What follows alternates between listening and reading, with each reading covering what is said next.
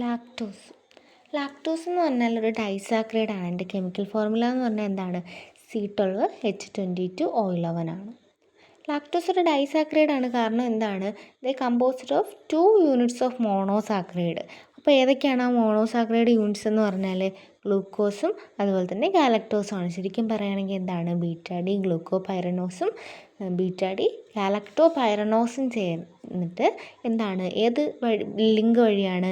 β14 glycosidic bond വഴിയാണ് ഇവർ link ചെയ്തേക്കുന്നത്. ആരൊക്കെയാണ്? നമ്മുടെ ഗ്ലൂക്കോസും ഗാലക്ടോസും ലിങ്ക് ചെയ്തിട്ട് ലാക്ടോസ് ഫോം ചെയ്യുന്നത്.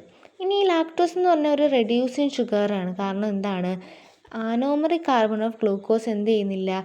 ഗ്ലൈക്കോസൈഡിക് ബോണ്ടിൽ ഇൻവോൾവ് ചെയ്യുന്നില്ല. അത് റിമൈൻസ് ഫ്രീ ആണ്. അതുകൊണ്ട് എന്താണ്? നമ്മുടെ ലാക്ടോസ് എന്താണ്? ഒരു റെഡ്യൂസിങ് ഷുഗറാണ്. ഇവിടെ എന്താണ്? നമ്മുടെ ഗാലക്ടോസിൻ്റെ ആനോമറിക് കാർബൺ എന്ത് ചെയ്യുന്നുണ്ട്? ബോണ്ടിങ്ങിൽ ഇൻവോൾവ് ചെയ്യുന്നുണ്ട്. ബട്ട് നമ്മുടെ ഗ്ലൂക്കോസിൻ്റെ ആൽഡിഹൈഡ് ഗ്രൂപ്പ് എന്താണ്? അവിടെ ഫ്രീ ആണ്. അതുകൊണ്ട് തന്നെ ഇതൊരു റെഡ്യൂസിങ് ഷുഗറാണ്. ഇനി ഇതിൻ്റെ ബയോളജിക്കൽ ഇമ്പോർട്ടൻസ് നോക്കുകയാണെങ്കിൽ മേജർ ഷുഗർ ഇൻ മിൽക്കിലുള്ള ഷുഗർ കമ്പോണൻ്റ് ആണ്. ഇതിനെ നമുക്ക് ഹൈഡ്രലൈസ് ചെയ്യാൻ വേണ്ടിയിട്ടുള്ള എൻസൈം ലാക്ടേസ് ആണ്. പിന്നെ എന്താണ്? ഈ ലാക്ടേസിൻ്റെ ഡെഫിഷ്യൻസി വരുമ്പോഴേക്കും ഡൈജസ്റ്റീവ് ഡിസ്കംഫോർട്ടൊക്കെ ഉണ്ടാകുന്നുണ്ട്. പിന്നെ കാൽസ്യം അബ്സോർപ്ഷന് ഹെൽപ്പ് ചെയ്യുന്നുണ്ട്. ഇനി ഇതാണ് നമ്മുടെ ആൽഫ ഡി ഗാലക്ടോസ് എന്ന് പറഞ്ഞാൽ ബീറ്റ ഡി ഗാലക്ടോസ് എന്ന് പറഞ്ഞാൽ ഇത് ബീറ്റ ഡി ഗ്ലൂക്കോസ്.